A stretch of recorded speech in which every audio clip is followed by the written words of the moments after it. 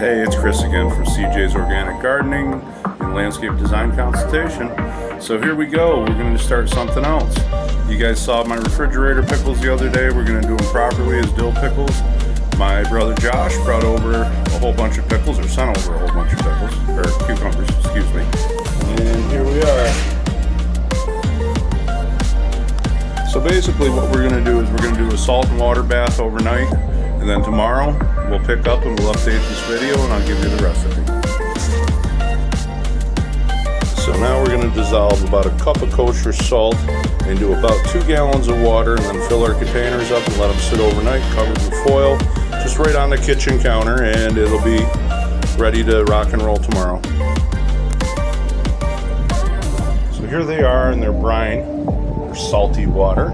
And we're going to cover these up and just let them sit at room temperature overnight. And the reason we're doing this is because we want them crisp. So we'll pick up with this tomorrow.